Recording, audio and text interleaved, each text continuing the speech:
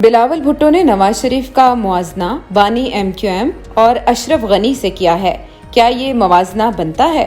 और चौधरी निसार ने फिर खामोशी तोड़ी है। अपने हालिया इंटरव्यू में उन्होंने कुछ इंकशाफात किए हैं। इन इंकशाफात की हकीकत क्या है? पंजशेर पर तालिबान के कब्जे की मुतज़ाद इत्तलात आ रही हैं, जबकि दूसरी जानिब तालिबान ने हुकूमत साजी के लिए नाम मुकम्मल कर लिए हैं। नई तालिबान हुकूमत की अहम शख्सियात कौन हैं? प्रोग्राम के आखिरी हिस्से में बात करेंगे क्रिकेट की, जहां एक जल्जले की सी सूरत हाल पैदा हो गई है।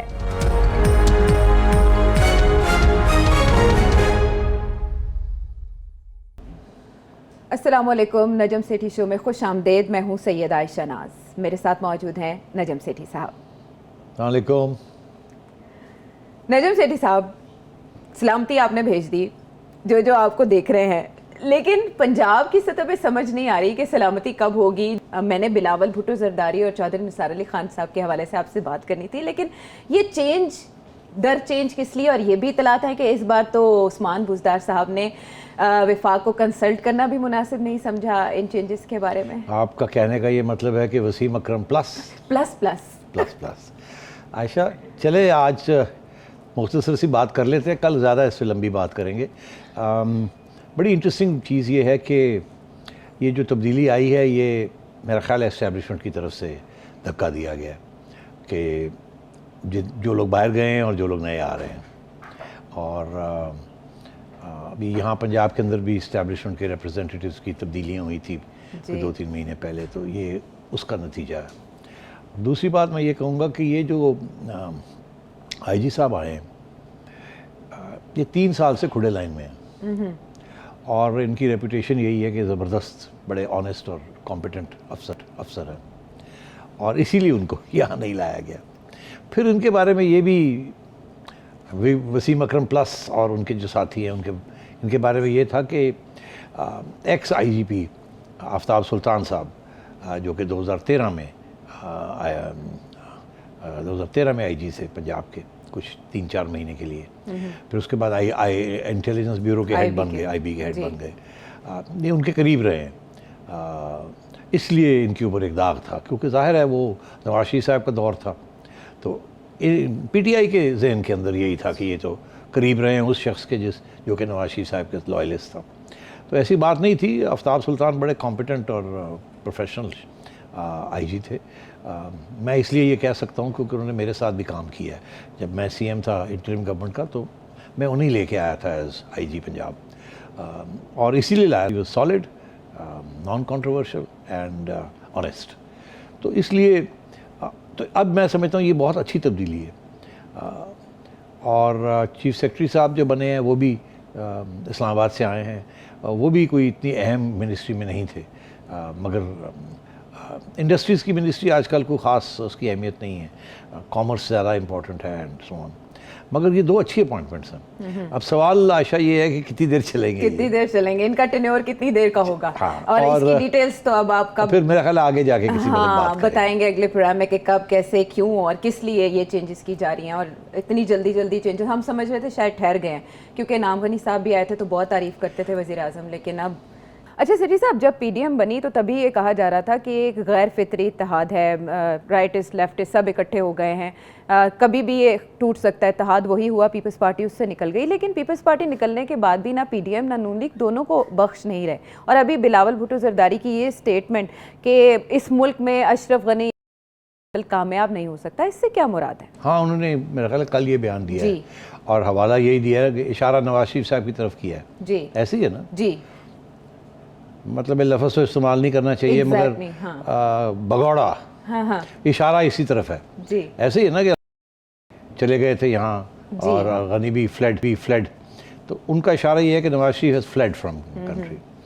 दरअसल मैं समझता हूँ बड़ी अफसोस की बात है कि अगर तारीख़ देखी जाए तो बिलावल भुट्टो साहब को कुछ तालीम होनी चाहिए उनकी तारीख़ के बारे में भी। ये एग्ज़ाइल के अंदर जाना बड़ी कॉमन चीज़ रही है पाकिस्तान में, मगर मैं ज़्यादा तारीख़ में नहीं जाता। सिकंदर मिर्ज़ा के ज़माने से मैं नहीं जाता, मैं अभी से शुरू करता हूँ। उसकी वजह ये है कि मोहतरमा बेनज़ीर भुट्टो साहिबा जब जुडिशल मर्डर हुआ जुल्फ़िकार अली भुट्टो का और ज़ियाउल हक साहब ने कार्रवाई की, तो मोहतरमा को भी जेल यहाँ काटनी पड़ी 1-2 साल। उसके बाद वो 1980-81 में जिला वतन हो गई और 1986 तक वो एग्ज़ाइल में रही लंदन में। फिर 86 में वो वापस आई। 1985 में इलेक्शंस हुए जो कि नॉन पार्टी इलेक्शंस थे, पीपल्स पार्टी ने बॉयकॉट किया। फिर जब ये 1986 में उन्होंने फ़ैसला किया कि वो वापस आएंगे और वो आए और बड़ी ज़बरदस्त उनको रिसेप्शन मिली यहाँ। तो वो भी 4-5 साल बाहर एग्ज़ाइल में रह के आई। फिर ये हुआ कि आपने देखा कि 90s में तो नवाज शरीफ साहब भी यहीं थे और मोहतरमा भी यहीं थी, मगर फिर 97 में 98 में जब मोहतरमा फिर चली गई बाहर और फिर काफ़ी अरसा रही, 2008 तक रही बाहर। फिर उन्होंने 7-8 साल लंदन में, न्यूयॉर्क में किया। आसिफ जरदारी साहब भी 4 साल 8 साल जेल काट के 2005 में मुशर्रफ के दौर में रिहाई हुई और वो बाहर चले गए और उनका वापस आने का कोई इम्कान नहीं था, ना इरादा था, अगर मोहतरमा वफ़ात ना पा जाती, असैसिनेट ना हो जाती। तो वो भी फिर 2000 जब मोहतरमा की असैसिनेशन के बाद वो फिर वापस आए। उन्होंने भी बड़ा अरसा बाहर बैठे रहे बेचारे। और फिर नवाज शरीफ साहब भी 99 में जब उनके ये मार्शल लॉ लगा तो 2000 में वो भी 10 साल के लिए टेक्निकली चले गए, मगर वापस 2008 में वापस आ गए। मगर इंटरेस्टिंग बात ये है आयशा कि दोनों लीडर्स सियासी जमातों के PPP एंड PMLN ये इन्होंने अच्छा खासा टाइम बाहर गुजारा है। तो ये आज कहना बिलावल का कि जी ये सियासत नहीं चलेगी, तो यही तो सियासत चलती रही है। जब भी कोई मार्शल लॉ आता रहा है तो या एक बाहर या दूसरा बाहर, हाँ। और दूसरे एक दूसरे को बिट्रे भी करते रहे। तो अब सूरत हाल ये है कि इस वक्त मार्शल लॉ तो नहीं, आधा लगा हुआ है और इस वक्त बिलावल भुट्टो साहब तावन कर रहे हैं और मियाँ साहब बाहर बैठे हुए हैं। ऐसे ही है ना। अच्छा, तो ये टाइमिंग PMLN को टारगेट करने की अब इम्पोर्टेंट समझते हैं। और फिर जरदारी साहब ने जो ये मुतालबा किया एक इजलास में PDM के, जब वो हिस्सा थे PDM का, कि मियाँ साहब वापस आएँ और लीड करें फिर इस तहरीक को, ये पर्सनल था मुतालबा या आपको लगता है ये पॉलिटिकल बेसिस पे उन्होंने कहा? नहीं, देखिए मैं तो खुद कहता हूँ कि जब तक मियाँ साहब वापस नहीं आएंगे उस वक्त तक मूवमेंट नहीं बनेगी। ये तो मैं खुद कहता हूँ।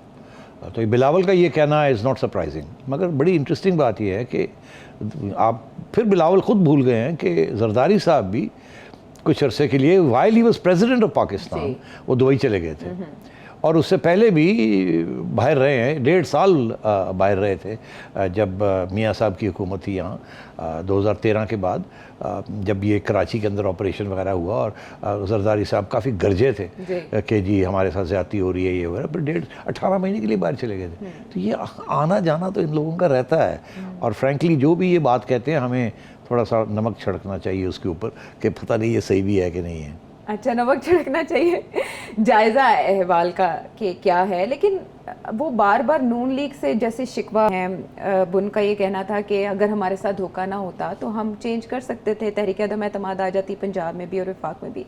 ये किसकी तरफ वो इशारा कर रहे हैं कि कहाँ से उन्हें धोखा हुआ? ऐसे है और लगता है ऐसे वो नून लीग कहती है पीपल्स पार्टी ने धोखा दिया। नहीं, ऐसे है कि इनकी ये कोशिश थी, मैंने पहले भी कहा, मैं फिर रिपीट करता हूँ कि बिलावल की और जरदारी साहब की ये कोशिश थी कि किसी तरीके के साथ कोई vote of no confidence Punjab में लाया जाए, इंडिपेंडेंस के साथ मिलके नून को कहा जाए कि हमजा को यहाँ चीफ मिनिस्टर बना दें।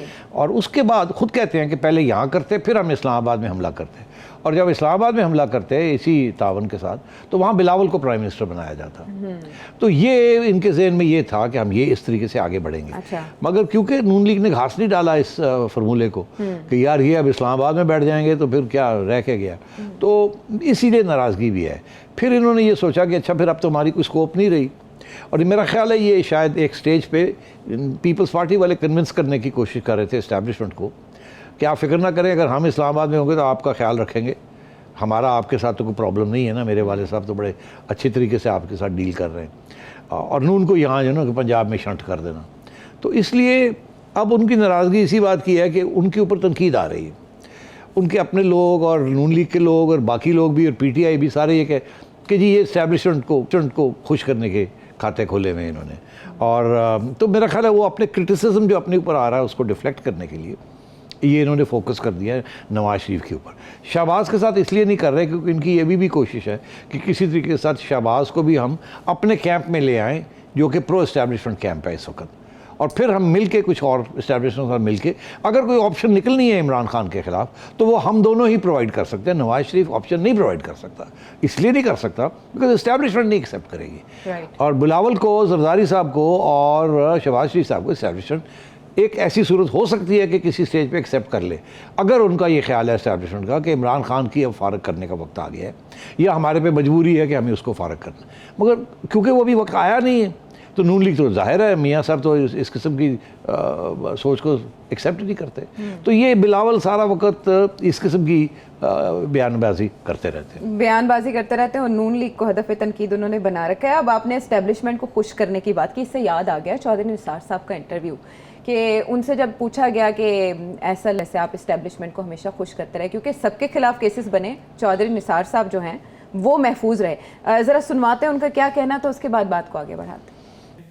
एक कदम भी पीटीआई को और कादरी साहब को उधर से आगे जाने की इजाज़त देने के हक में नहीं था जहां मैंने दी, बल्कि मैंने प्राइम मिनिस्टर हाउस से उठ के मैंने जाके एफसी को, रेंजर्स को और पुलिस को कहा कि आप ऑपरेशन शुरू करें।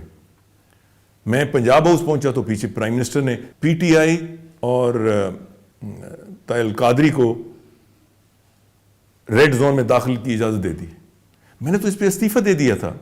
इन्होंने इस्तीफा दे दिया था क्योंकि वज़ीर आज़म ने अपने तौर पे ये हुक्म दिया कि आगे चले जाएं, उनको जाने दिया जाए। चौधरी निसार इस हक में नहीं थे। चौधरी निसार की इन बातों का हकीकत से आपके ख्याल में कितना ताल्लुक है, और चौधरी निसार और नवाज शरीफ साहब दोनों में से दुरुस्त कौन है? देखिए चौधरी साहब ये तो सही बात कह रहे हैं जो मेरी इल्म है कि जब ये इमरान खान साहब 31 अगस्त को 2014 में मेरा ख्याल ये आए यहाँ अपना जलसा जुलूस और वो ले के धरना, तो चौधरी साहब ने इनको कहा कि आपने बस यहाँ रुक जाना है ज़ीरो चौक पे। तो इनको रोका गया इस्लामाबाद की एंट्रेंस पे। उस वक़्त इमरान खान ने कहा कि मुझे आगे जाने दें रेड जोन में। चौधरी साहब ने कहा कि नहीं, नॉट एडवाइजेबल। इमरान खान ने धमकी दी कि अगर 2 दिन के बाद आप नहीं देंगे तो हम चले जाएंगे। हालांकि चौधरी साहब का ये कहना है कि इमरान खान ने वादा किया था कि ये नहीं करेंगे, इसलिए उन्हें वहाँ तक आने दिया था। तो Imran Khan broke his promise और अब कहने लगे कि हम और आगे जाएंगे।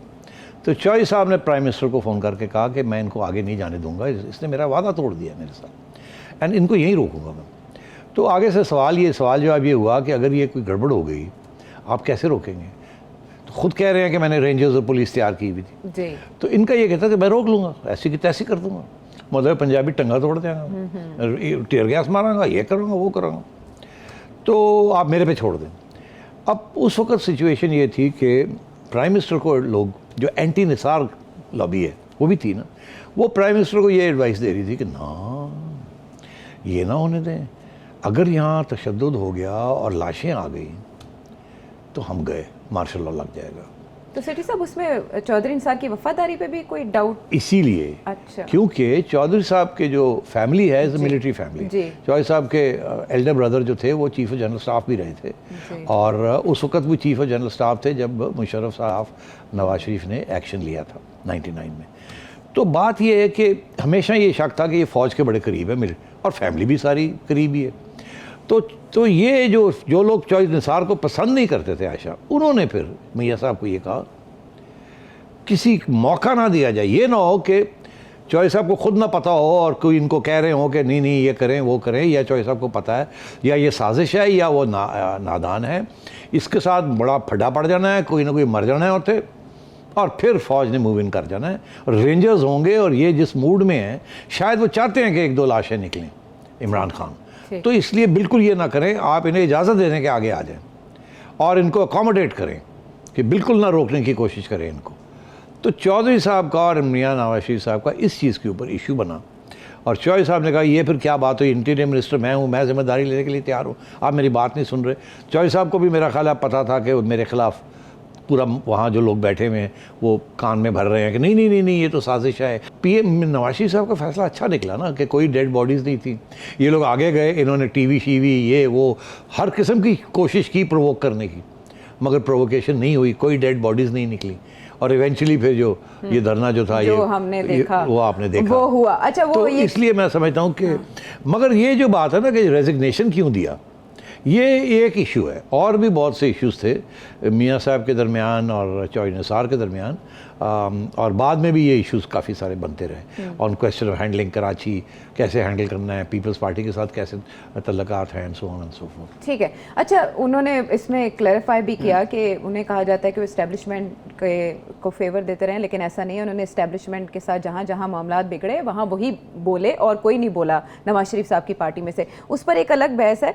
ब्रेक पर जाने से पहले ये कहिएगा, उनका 3 साल इनएक्टिव रहने के बाद ये इंटरव्यू देना और फिर ये कहना कि मैंने सारे ऑप्शंस खुले रखे हैं, क्या वो पीटीआई को ज्वाइन कर सकते हैं या अपनी पार्टी बनाएंगे? नहीं, मेरा ख्याल है अपनी पार्टी तो वो नहीं बना सकते, उनको कोई पार्टी नहीं बनेगी उनकी।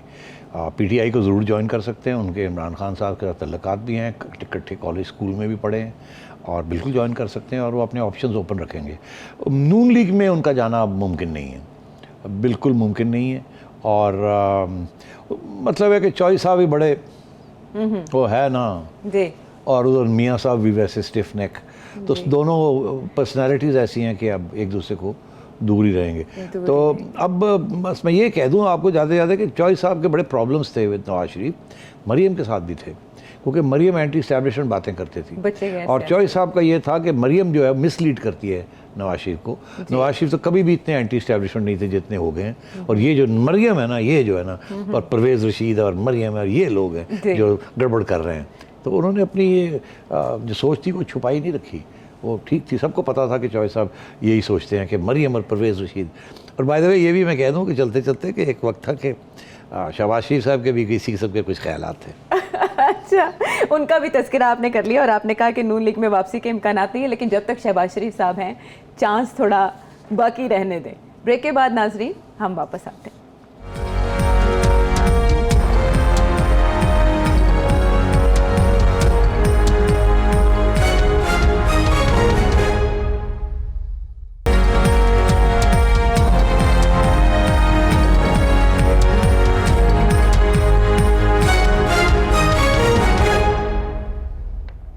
Welcome back to the show. और अब अफगानिस्तान की सिचुएशन, सेठी साहब, ये जान नहीं छूटती अफगानिस्तान कैसे छूट सकती है? हमारे हमसाए हैं, आपको पता है हमसाए बदले नहीं जा सकते।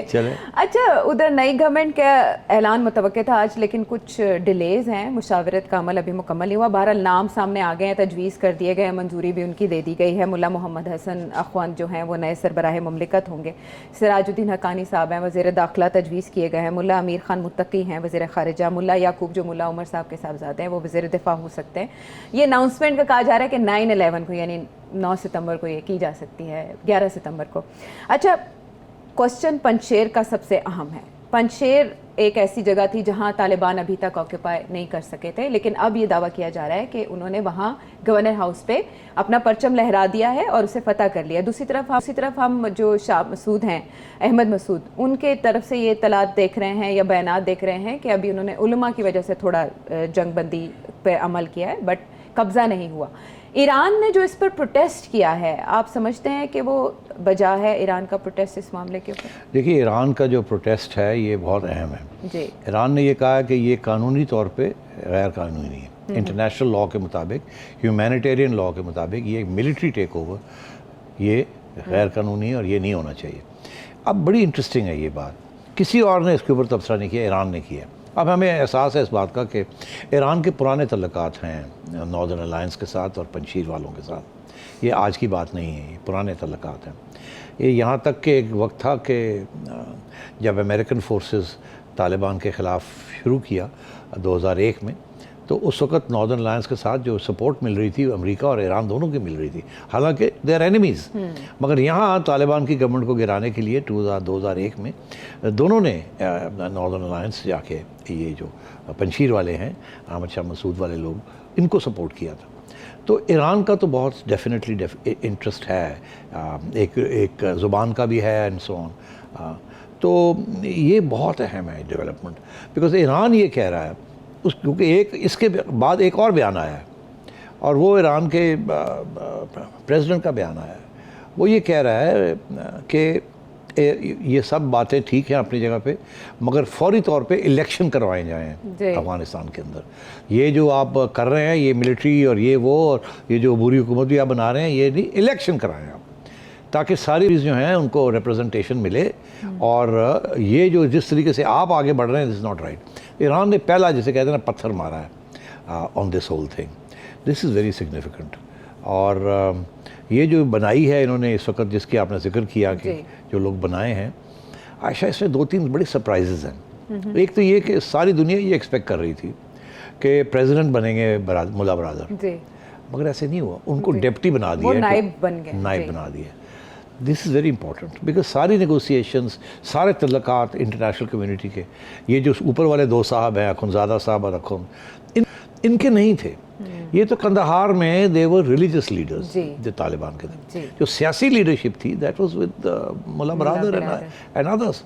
अब हुआ क्या है, दोनों रिलीजियस लीडर्स जो कि इकट्ठे रहे हैं कंदहार में, एक अमीरुल मोमिनीन बन गए हैं और एक बन गए हैं प्रेसिडेंट शेख अब्दुल्ला, ठीक जी, वो उधर अमीरुल मोमिनीन है और ये इधर उनके एज प्रेसिडेंट। तो सारा पावर तो यहाँ आ गया। उसके बाद जो डिफेंस मिनिस्ट्री है, आर्म फोर्सेस जो हैं, वो मुल्ला याकूब के पास आ गई, मुल्ला उमर के बेटे। वो भी, ये सारी जो मिलिट्री कैंपेन हुई है ये उन्होंने चलाई है। तो जो पावर, पॉलिटिकल पावर है या जो रिलीजियस पावर है, रिलीजियस पावर वो उन दोनों ने ले ली, ऊपर वालों ने, और मिलिट्री पावर जो है याकूब ने ले ली। तो इसका तो ये मतलब है कि ये तो अब जो भी आगे फैसले होंगे यही करेंगे। और चौथा, सिराज हक़ानी साहब को, जो कि एक्चुअली बहुत ही करते धरते हैं और बहुत उनका भी जंग में बहुत बड़ा हिस्सा है, उनको इंटीरियर मिनिस्ट्री दे दी है। अब इंटीरियर मिनिस्ट्री के अंदर तो सारी लोकल इन्फोर्समेंट जो है, और वो हार्ड लाइनर है। तो ये सारे हार्ड लाइनर्स जो हैं, ये सारे आ गए अंदर टॉप पोजीशंस। और फिर आयशा, हमारी सबकी ये तवक्को थी कि तनकज़ई, जो कि अगेन दोहा में मज़ाकरात करते रहे हैं और स्टेटमेंट्स देते रहे हैं, वो फॉरेन मिनिस्टर बनेंगे, मगर ऐसे नहीं हुआ। फॉरेन मिनिस्टर भी उन्होंने उन साहब को लगाया है जो कि हार्ड लाइनर हैं, और अमीर खान मुत्तकी, यस, और वो भी कंदहार में, याद रहे आपको, कंदहार नहीं मैं कह रहा हूँ, जब ये बामियान बुद्धास की बात आई थी और उसके ऊपर अटैक आया था और रिलीजियस सेंटिमेंट जब था उसको करके मोबिलाइज करके, तो ये साहब थे जिन्होंने वहाँ मुल्ला जो हज़ारे हैं उनके ऊपर जो जो जो कुछ हुआ सारे मामला। तो अब ये तो सारी जो लीडरशिप है, ये तो सारी रिलीजियस लीडरशिप जो है ये ऊपर आ गई। इसके बाद अब क्या गुंजाइश रहती है किसी और को अकोमोडेट करने की, वो तो बड़ा मुश्किल लग रहा है मुझे। और मुझे ऐसे ही लग रहा है कि ये अबूरी जो उन्होंने बनाई है, इसका ये मतलब है वो जो सो कॉल्ड इंक्लूसिव हुकूमत है, वो वहाँ तो लड़ाई झगड़े होंगे कि आपने सारे लीवर्स ऑफ पावर जो हैं वो आपने ले लिए हैं, तो अब रह के गया हमारे लिए। तो ये मुझे आगे लग रहा है कि अब प्रॉब्लम्स बनने वाले हैं। तो ईरान का जो मुतालबा है उसको कहाँ सुनवाई मिलेगी? अब देखिए, अभी हाल ही में बड़ी 2-3 चीज़ें ये हुई हैं कि रूस ने भी और चाइना ने भी अमेरिका के ख़िलाफ़, क्योंकि अमेरिकन जो बात कर रहे हैं उसके ख़िलाफ़, वो अपने अलकायदा की बात कर रहे हैं। ये ये बात कर रहे हैं ईस्ट तुर्किस्तान मूवमेंट और दूसरे वो लोग जो कि सेंट्रल एशियन रिपब्लिक्स को डिस्टेबलाइज कर रहे हैं अफगानिस्तान में बैठ। और रूस और चाइना एक तरफ हो गए और आगे भी अब UN रेजोल्यूशंस आने वाली हैं। वहाँ क्या ये एब्सटेन करेंगे, क्या ये लड़ेंगे ये आपस में? तो मुझे ऐसे लग रहा है कि इंटरनेशनल कम्युनिटी भी जो है वो अब बिखर रही है कि अफ़गानिस्तान के अंदर किस तरीके से किसके साथ क्या होना है और क्या नहीं होना। और ये जो लीडरशिप आई है, सवाए ये कि वो चाइना के साथ शायद बात कर लें, बाकी तो मेरा ख्याल है मुश्किल होगा। वेस्टर्न कंट्रीज़ के साथ ये लोग कैसे नेगोशिएट करेंगे? मुल्ला बरादर कर सकते थे, तनकज़ई साहब कर सकते थे, एक्सेट्रा।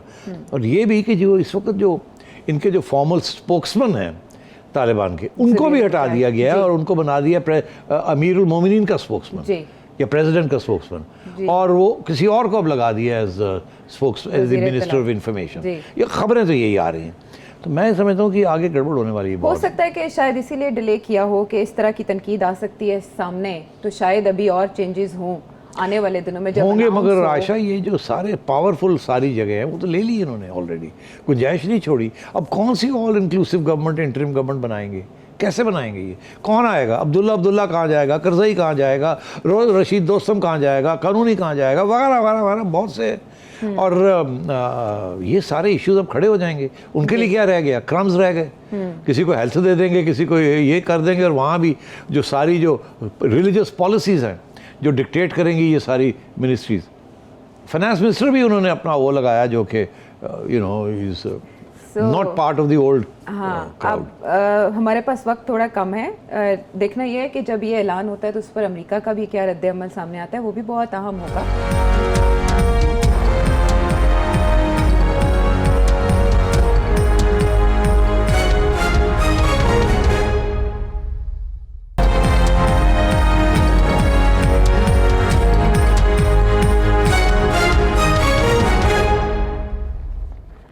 Welcome back. और अब आप क्या जानना चाहते हैं सिटी साहब से, उनको शामिल करेंगे।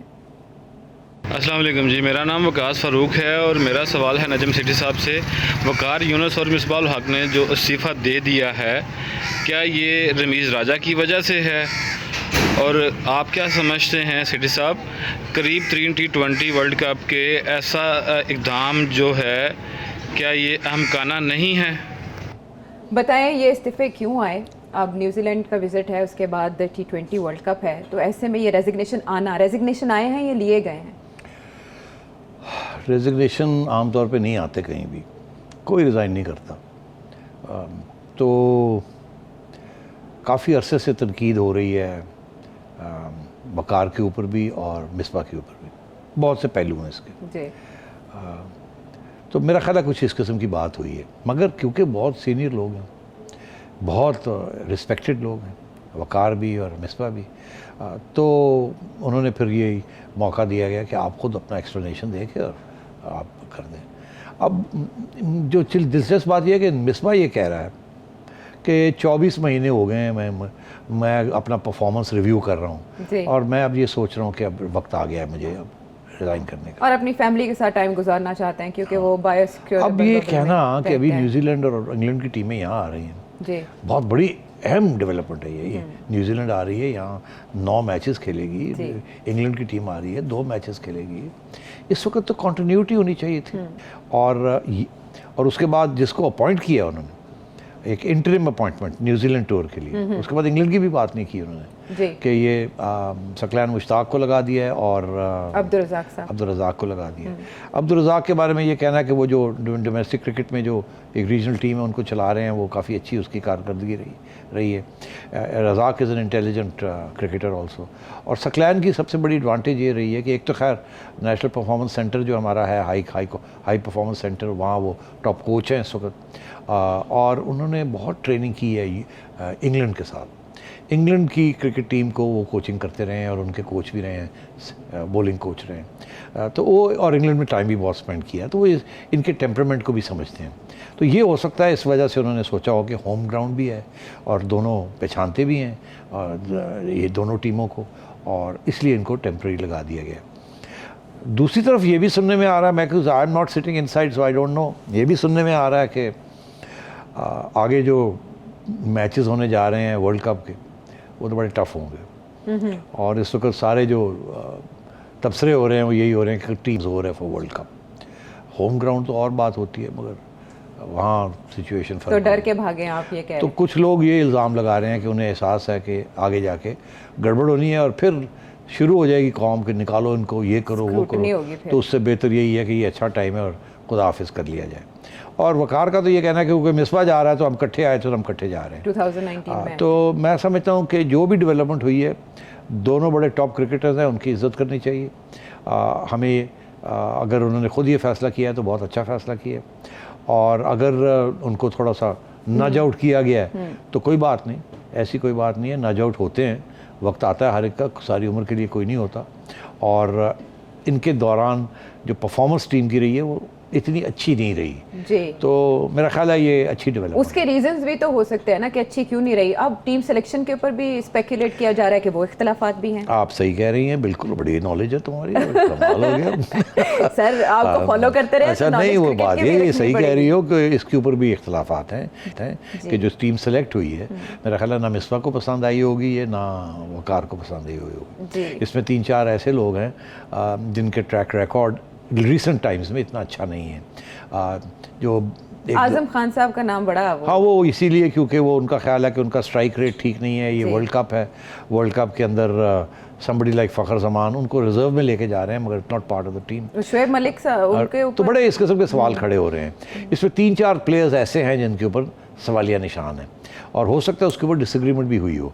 मुझे इस बात का पता है कि जब मिसबा कैप्टन था, हमारे ज़माने में मिसबा वॉज कैप्टन, तो मिसबा का यही मौक़िफ़ होता था कि sir I am the captain, मैंने जवाब देना है तो मुझे टीम सेलेक्ट कर लेने दें। सिलेक्टर्स कहते थे हमने टीम बना दी है 15 की 16 की, अब इसमें से 11 जो हैं वो आप सेलेक्ट कर लें, मगर ऑन टूर, और ऑन टूर कैप्टन जो कोच होते हैं वो फैसला करते हैं। पुराने ज़माने में कैप्टन मैनेजर कोच करते थे। करना किसको चाहिए आपके ख्याल में? करना तो मेरा अपना जो ख्याल है कि कैप्टन की काफ़ी से होनी चाहिए। सिलेक्टर्स कैप्टन के साथ मिलके, हमारे ज़माने में हमने कैप्टन और सिलेक्टर्स को मिला दिया था, हमने कहा था आप मिल के बनाएं ताकि ज़िम्मेदारी मुश्तरका हो। तो मेरा ख्याल है ऐसे ही होना चाहिए। कैप्टन अगर किसी को लेके ले जाना चाहता है और आप उसको कहते हैं ना, तो अब हो सकता है वो सिफारिश हो सकता है दोस्ती यारी हो सकता है कोई और भी बात हो, मगर कैप्टन कैप्टन है ना, at the end of the day leader है वो ऑन द स्ट्रीम। तो आई थिंक सिलेक्टर्स का अपना जॉब होता है कि एक ढांचा दे देना कि जी ये 13 लोग हैं, ये 15 लोग हैं, और इनमें से आपने 11 लेने हैं, और फिर कैप्टन की जिम्मेदारी है कि वो 11 कौन से सिलेक्ट करता है। और वो जो 14-15 हैं, कभी कभी ऐसे भी होता है कि उनमें कैप्टन की जो चॉइस होती है वो 11 छोड़े 15 में भी नहीं आते, तो फिर कैप्टन जो है ना वो शोर डालता है, कहता है कि नहीं। मेरे साथ हुआ था एक वक्त कि कैप्टन ने इंसिस्ट किया कि फ़लाने को रखे, मैंने कहा यार वो खाते में नहीं आ रहा, सेलेक्टर मान नहीं रहे हैं कि नहीं सर वो मुझे चाहिए। तो और फिर वो जाहिर है अगर कैप्टन रुस जाए तो क्या किया जा सकता है। हमारे कप्तान भी इमोशनल हो जाते हैं, फिर आपको तो इस किस्म के प्रेशर्स आ जाते हैं, और उनको काफ़ी अर्से तक तो हैंडल किया, मिसबा ने भी किया, वकार यूनिस ने भी किया, लेकिन अब शायद कुछ ऐसा वक्त आ गया। देखिए इनमें से सकलैन जो है is a grade 3 level 3 coach, तो उनको तो आता है, मगर दूसरे साहब जो हैं जी, अब्दुल रज़ाक साहब जो हैं इज़ अ वंडरफुल प्लेयर, मगर he's never done any coaching in that sense, और फॉर्मल कोचिंग प्रोफेशनल एक्सपीरियंस नहीं है। ठीक है, तो बहरहाल अब देखें आगे क्या होता है आने ये जो सीरीज होंगी इससे पता चल जाएगा ये फैसले किस नौयत के थे और कैसे साबित होते हैं। देखिए होम सीरीज में तो पाकिस्तान बड़ी स्ट्रॉन्ग विकेट पे है, बैटिंग विकेट्स हैं और बॉलर्स को भी पता है हमारी विकेट्स का क्या हाल है। रियल टेस्ट होम में नहीं आएगा, रियल टेस्ट आएगा इंटरनेशनल क्रिकेट में और वर्ल्ड कप।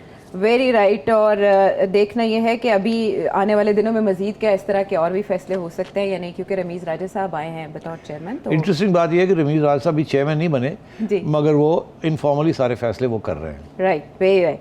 नाज़रीन, टेलीविजन स्क्रीन पर आपके सामने नंबर मौजूद है, इस पर आप अपना कोई भी सवाल रिकॉर्ड करवा कर भेज सकते हैं मुख्तसर दौरानिए का, और साथ ही आप अपना फीडबैक से भी हमें आगाह कर सकते हैं। अगले प्रोग्राम तक के लिए अल्लाह ने के बाद।